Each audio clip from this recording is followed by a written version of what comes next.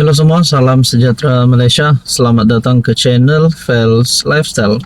Terima kasih kerana terus setia dan terus bersama di dalam channel ini. Ada saja isu yang menjadi perbualan bagi rakyat Malaysia, terutamanya bila melibatkan isu jalan, isu bekalan air, banyaklah isu. Dan pada akhirnya bercakap tentang isu bekalan air, iaitu keperluan asas setiap rakyat Malaysia. Akhirnya satu lagi isu yang kali ini melibatkan nama Menteri Besar Kedah Muhammad Sanusi, melibatkan salah satu kepimpinan besar Perikatan Nasional dan juga PAS. Ini berkaitan dengan projek LRA. Akmal Nasir tunjuk tapak projek LRA Sungai Limau habis terbengkalai.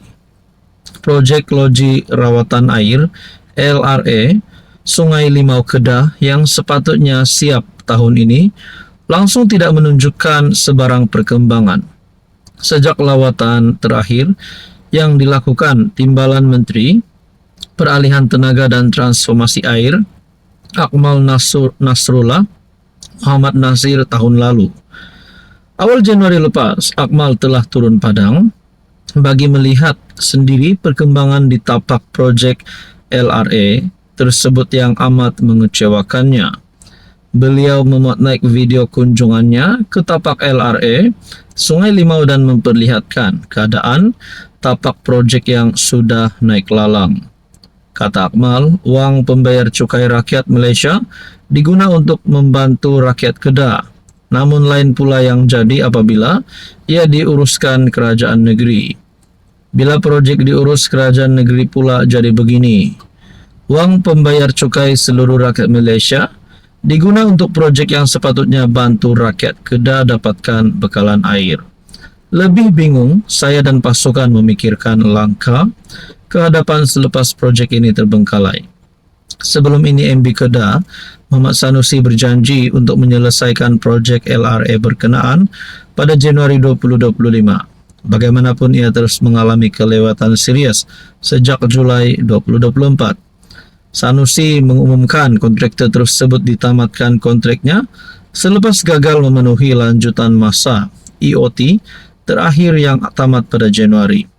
Untuk rekod, projek ini bermula pada 2021 dengan tujuan menyediakan bekalan air bersih kepada penduduk sekitar. Sehingga kini, lebih daripada 15 komponen loji belum siap dan ada yang langsung belum dimulakan. Persoalannya, adakah terdapat ketirisan? Adakah terdapat wang peruntukan yang telah disakau? Nah, kalau sekali lagi melibatkan kepimpinan PN, ini pasti menggemparkan. Harap tidaklah. Tapi kalau perkara ini benar terlibat ketirisan, agak-agak berapa bilion, berapa juta, berapa wang ringgit yang telah disakau.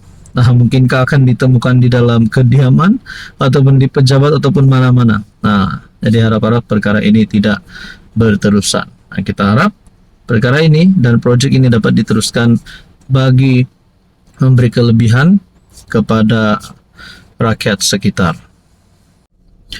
Hai, hello, salam sejahtera Malaysia. Selamat datang ke channel Fels Lifestyle.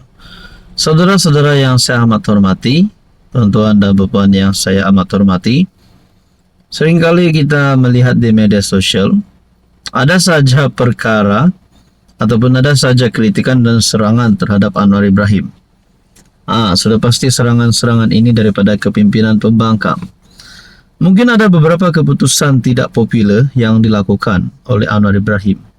Antaranya sebelum ini adalah kenaikan harga diesel. Bercakap tentang kenaikan harga, bercakap tentang bayaran, sewa dan sebagainya, harga barang. Akhirnya, satu lagi perkara yang telah menarik minat pembaca, yang telah menarik perhatian netizen, berkaitan dengan tarif elektrik. Dalam satu tulisan daripada Syabuddin Husin, TNB untung berbilion ringgit, tak naik taraf elektrik tak boleh ke? Cadangan kenaikan tarif elektrik sebagaimana diumumkan TNB pada Desember 2024. Walaupun ketika itu cuba dinafikan, tetapi akhirnya diakui oleh kerajaan. PM berkata kenaikan yang akan bermulai Julai nanti adalah suatu keperluan. Tarif elektrik perlu dinaikkan pada separuh kedua tahun ini. Bagaimanapun, tambah beliau, kenaikan itu bukan sebanyak 14% sebagaimana diumumkan TNB.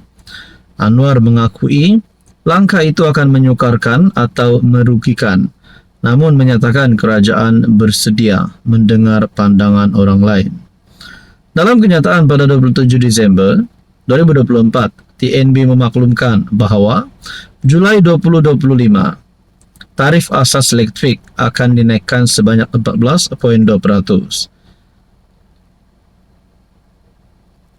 Sebagai respon kepada pengumuman TNB tersebut, Perdana Menteri berkata, kerajaan tidak akan membenarkan kenaikan tarif elektrik yang boleh menjejaskan rakyat.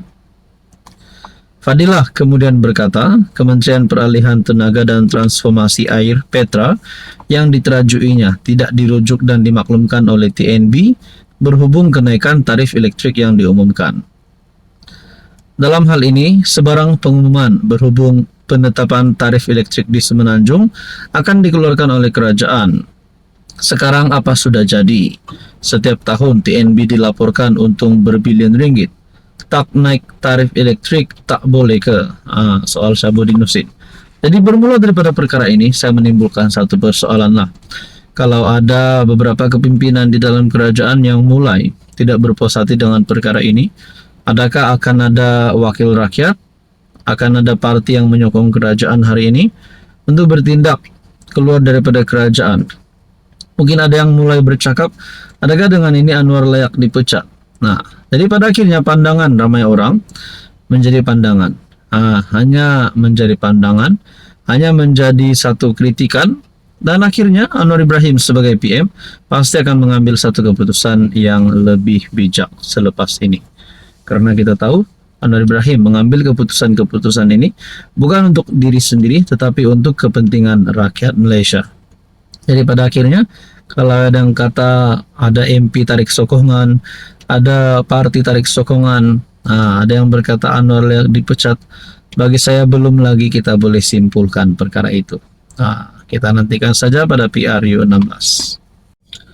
Halo semua, salam sejahtera Malaysia. Selamat datang ke channel Fels Lifestyle. Terima kasih kerana terus setia dan terus bersama di dalam channel ini. Tiba-tiba Malaysia dikejutkan dengan berita berkaitan dengan MCA keluar Barisan Nasional. Adakah dengan ini terdapat wakil rakyat daripada BN akan letak jawatan, akan keluar daripada kerajaan? Dan dari manakah permulaannya timbul berita MCA keluar BN?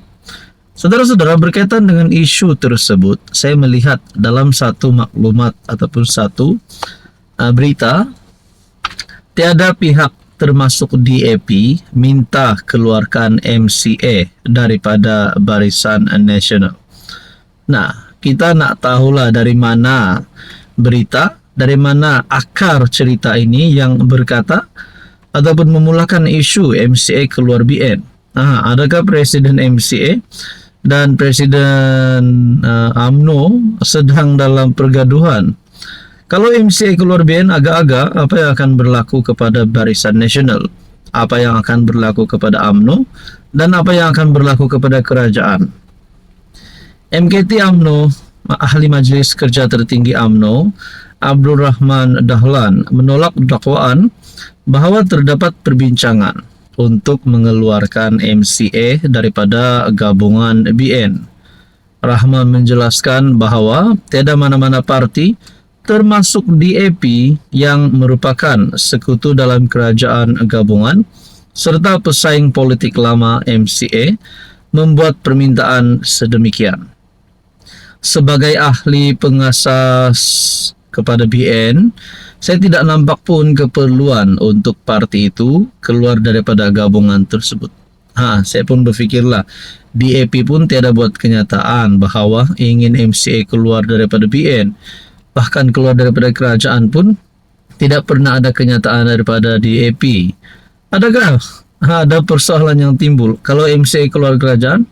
Adakah MCA akan menyertai pembangkang? Adakah MCA akan menyertai PN? Ataupun adakah MCA akan menyertai Pakatan Harapan bersama dengan DAP? Itu pun mungkin lucu juga.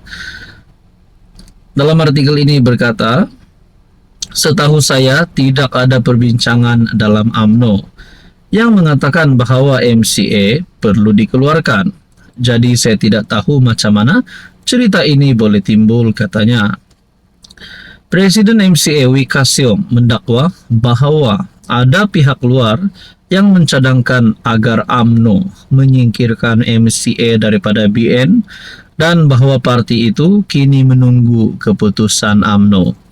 Tanpa menamakan mana-mana individu, ahli parlimen air hitam itu turut mendakwa bahwa individu sama sebelum ini pernah menuduh MCA mengkhianati masyarakat Cina kerana hubungannya dengan UMNO.